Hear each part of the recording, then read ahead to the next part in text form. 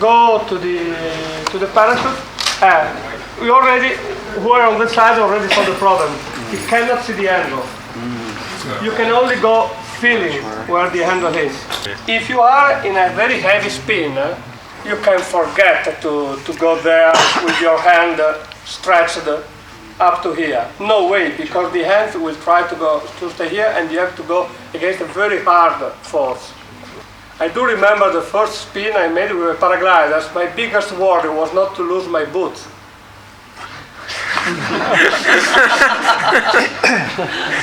Go for it, slowly, slowly. Problem number 2. Okay, we had already a bit of a problem. You're coming down on your head. It could work this way, for example, that during an opening shock, it is not the best. No? Then if somebody helps me, For my next I'll give you a bad time now. Yeah. Hold on.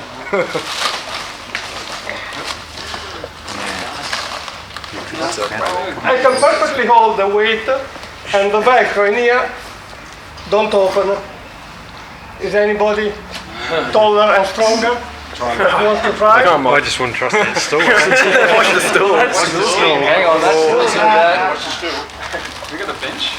Well, that stool's gonna go. Can't bench it. Has you got any change?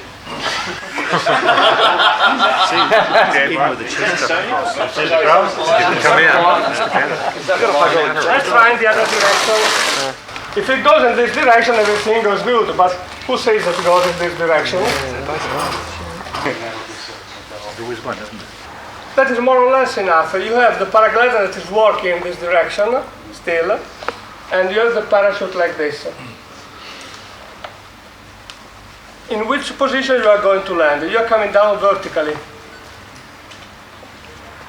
If I cut it, the system, that means you touch the ground, you are going to hit on your back, almost for sure, because you are not vertical.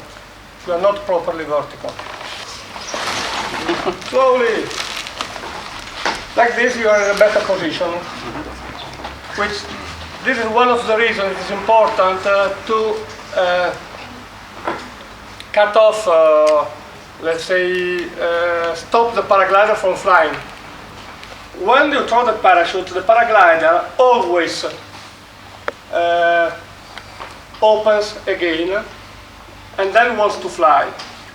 That means happens this, the paraglider wants to fly, the parachute would like to stop him, so they open, and then the paraglider stalls and comes back, and the system does like this. Of course, everybody is landing not while it does like this, so you go down slowly, but when it does like that, so you go down faster. The worst thing is also that in this situation, the sink rate is reasonably high because the paraglider is not working properly and the parachute is not working properly. The best thing to do is to stop the paraglider from flying. There are several systems. One system is to collapse completely the paraglider and make a big ball in your holding it, but this means you need to have a lot of altitude. The second system is to stop the paraglider from flying, pulling the sea lines. It is better, you take both sea lines, you put it together and you pull them both quite hard.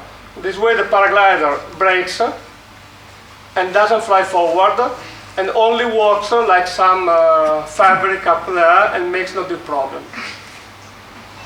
You must be careful to have it symmetrically, because if you do it asymmetrically, it starts spinning, turn around the parachute, which is not good. And the only problem, to do it symmetrically, the best thing is to go above the 2 maillon rapide, the shackles, and pull it down. So you have both in both hands, and everything is done perfectly symmetrically. It is better to pull on the C lines instead of the B because there is much less force needed. So it's easier to do. You cannot do on the B lines. The best thing to do for that is to make some test over some lake, much better than the sea, to do this kind of testing, because it is not nice to put a paraglider into the salt water. Everything flies at the same time, which is not the best, of course. The deployment sequence must be bridle, lines, canopy.